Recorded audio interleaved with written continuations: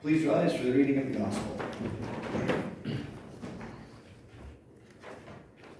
The Holy Gospel this morning is according to Matthew. Glory to you, O Lord. Jesus spoke to the crowd, saying, "To what will I compare this generation? It is like children sitting in the marketplace and calling to one another. We played the flute for you, and you did not dance. We wailed, and you did not mourn. For John came neither eating nor drinking, and they say, 'He has a demon.' The Son of Man came eating and drinking, and they say, 'Look, a glutton and a drunkard, a friend of tax collectors and sinners.' Yet wisdom is vindicated by her deeds."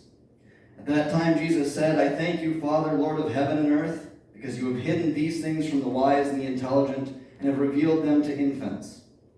Yes, Father, for such was your gracious will. All things have been handed over to me by my Father, and no one knows the Son except the Father, and no one knows the Father except the Son, and anyone to whom the Son chooses to reveal him. Come to me, all you that are weary and are carrying heavy burdens, and I will give you rest. Take my yoke upon you, and learn from me, for I am gentle and humble in heart, and you will find rest for your souls. For my yoke is easy, and my burden is light." This is the word of the Lord. Praise to you, O Christ. You may be seated.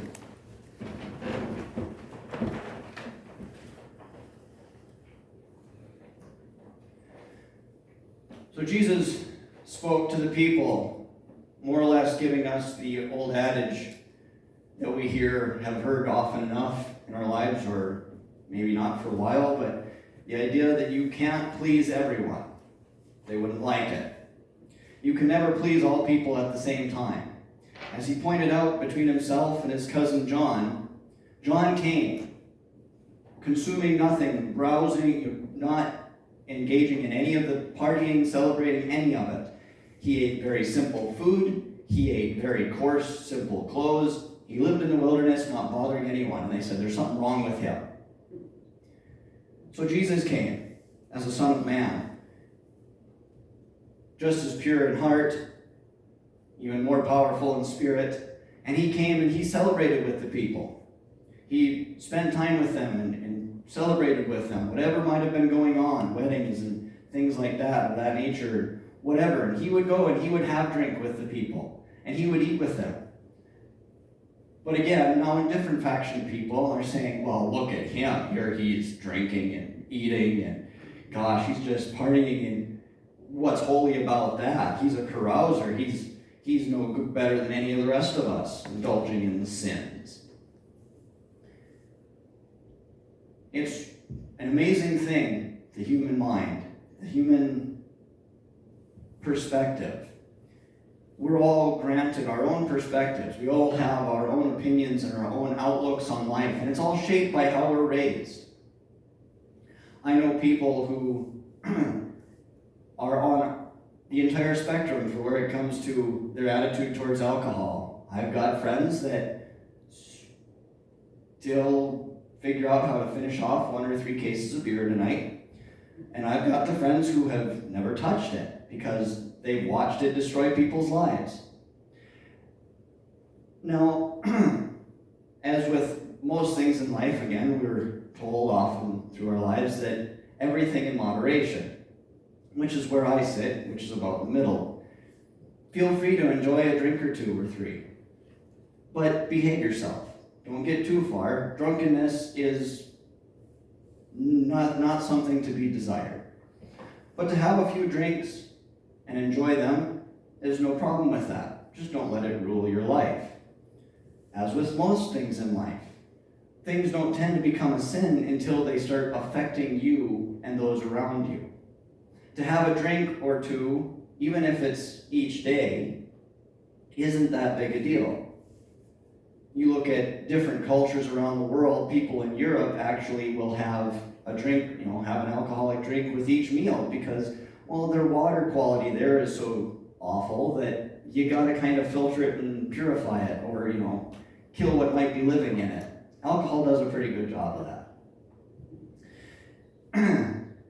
Interesting, just a small little fun fact, the comparison of what would constitute an alcoholic in the U.S. versus Europe is the U.S. says if you consume 3 to 5 drinks every day or more, you're an alcoholic. If you're in Europe, that number turns into 8 to 11. If you exceed 8 to 11 drinks per day, then you're an alcoholic. It's all perspective. It's all how you're raised and where you come from. It makes all sorts of differences. At the same time, again, Europe starts drinking much younger. Depending on the country, you might be drinking beer or wine or things like that from the time you're 7, 8 years old. But it's not a strong alcohol and there's no stigma behind it. Versus in the United States, we put such a stigma on, oh, you're finally old enough to do this, that now it's a celebration and it's something to be tempered. It's all perspective. And the people who actually will stop and think about it usually tend to get it. But it's when you overthink it that it can become a problem. When you start to judge other people because of what you have decided on a particular subject. Jesus told us, don't let the left hand know what the right hand is doing. If it isn't affecting you, it's not your problem. It's not your place to say anything, to do anything for them. Once it is affecting you, then it becomes a different problem, because now they are affecting your life and what you're going to do. They are affecting how you go through life to try to live in the light. Again, perspectives on life. But Jesus said in his prayer, I thank you, Father, Lord of heaven and earth, because you have hidden these things from the wise and the intelligent and have revealed them to infants. Sometimes it's important to remember to not overthink a problem. You can get yourself into quite the knot if you sit and dwell on a subject for much too long. A lot of times you'll miss the mark. You can have all the information in the world and you'll overcomplicate your issue when something simple could fix it. One of my favorite stories is my dad was an aircraft mechanic, and he was working on at the airport down in Stanley, working on an airplane. And there was a couple other guys that were there. Oh, I'm sorry, not my dad. Anyways, there were two older mechanics, aircraft mechanics, who had been being mechanics for many, many years. Both had extensive knowledge of how airplanes worked, if there was a problem, how to fix it. Well, they had picked up this airplane and they'd been fixing it and getting it together, and they'd been flying it, and it flew, but it just didn't fly quite right. It kept trying to nose down. Or I think that's what the problem was. I'm not a pilot. But they kept trying to figure out what it was. They said, well, it's the flaps. There's something wrong with the flaps. We need to change out the flaps. There's something wrong there. So they spent thousands of dollars to replace the flaps, and they didn't fix it. And they said, oh, we need to reskin the wings. We need to put new metal on the wings so that it'll fly. There's must be nicks or something in the wings that are causing problems. So they spent hours and hours and hours and money, more thousands of dollars, to go about reskinning the wings on this airplane. And that didn't fix it. Well, 3 or 4 more fixes later, they were both standing there trying to just rack their brains and what could this problem be? God, do we need to replace the whole engine? Do we need to just scrap this airplane? Is it just a lemon? One of their grandsons came out who was just fresh out of A&P school with his aircraft mechanic's license. Came out to look at the airplane with them, walked around the airplane, looked it up and down a little bit and said, you guys don't have vortex generators on the ends of the wings, right? And they said, what? He goes, yeah. He walked over to his toolbox, pulled out 2 $40 pieces, little aluminum pieces, and fixed them to the wings. They went and flew perfect. Here they'd spent all this time and money with all the knowledge of how airplanes work, and it was something as simple as one piece that they forgot to put on the end of the wing. And a vortex generator, all that does is make it so that the plane doesn't want to stall or nose down and try to hit the ground and become a dirt torpedo.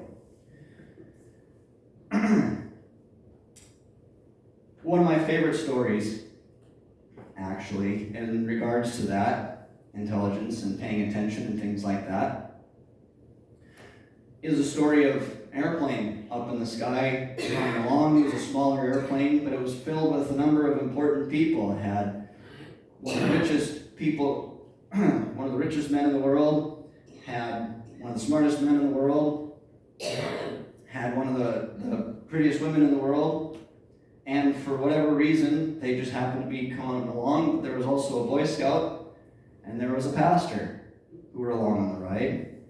And as they were going in the air, all of a sudden, their engines dropped out. And they were starting to lose control. They couldn't keep it steady in the air. So the pilot comes out of the cockpit and says, "Well, ladies and gentlemen, I apologize, but the airplane's going down, and I'm the pilot, so I'm taking a parachute and I'm jumping." And he jumped out. Well, they got to looking, and there were only 4 more parachutes, but there were 5 of them. What are they going to do? Well, the richest man jumped up and said, "I am very important. I'm rich. I have employees. I have a business. I need to keep this going. I provide for a lot of people." So he grabs the parachute and jumps out the window, out the plane. The most beautiful woman says, "I'm an actress. I actually am influencing so much of the industry. I'm helping make leaps and strides to help bring equality to people. I've got a mission in life. I need to be saved." She grabs an parachute, jumps out the airplane. The smartest man in the world says, "I figure out all of the problems of the world. I am the smartest man on earth. I am important. I need to be here. I need to live." Grabs the next pack, jumps out the airplane. There's 1 parachute left, and the pastor and the Boy Scout are there. And the pastor says to the Boy Scout, "You take the parachute. I have lived my life. I am square with God. You are youth. You have your whole life ahead of you. Obviously, you're on the right path. You're going through Scouts and learning wonderful life lessons. You take the pack and live." The Boy Scout says, "Really appreciate your passion. It's wonderful to hear that you're right with God. But here, take this second parachute. The smartest man just took my backpack."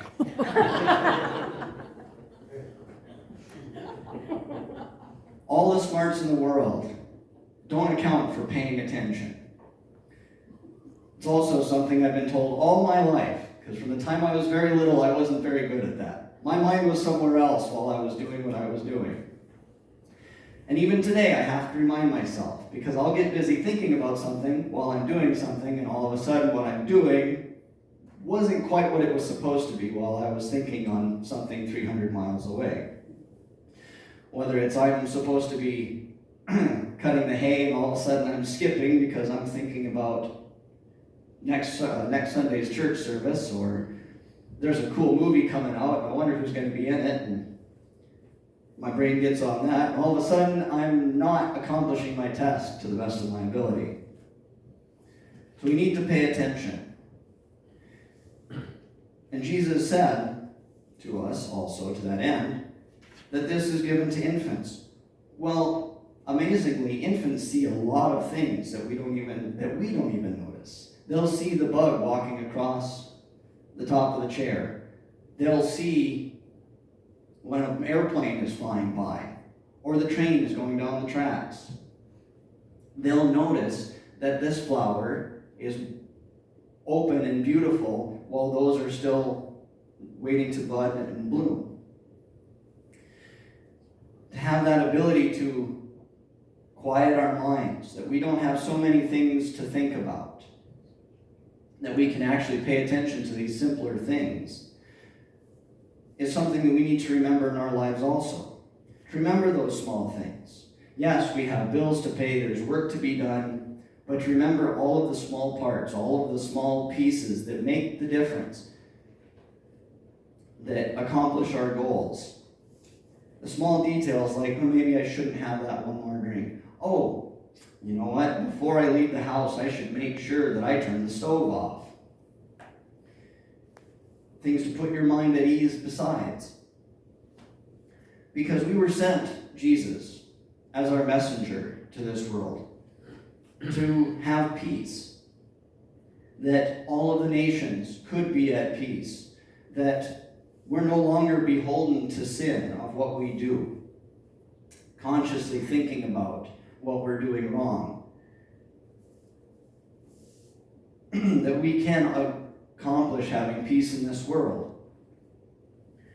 But the problem is that we don't pay close enough attention. We get into a routine, like I said where we're thinking about one thing and doing another. And sometimes when we get to that point when we start to let things become habits that we don't even think about, that's how we develop addictions and things like that, is we're not thinking or paying attention to our actions. Just like we were reading through in Romans in the Who's On First reading. I do not understand my own actions, for I do not do what I want, but I do the very thing I hate. The problem is if we just do without thinking about it, that's when we run into problems. To have a drink is not a problem. To have 2 drinks is not a problem.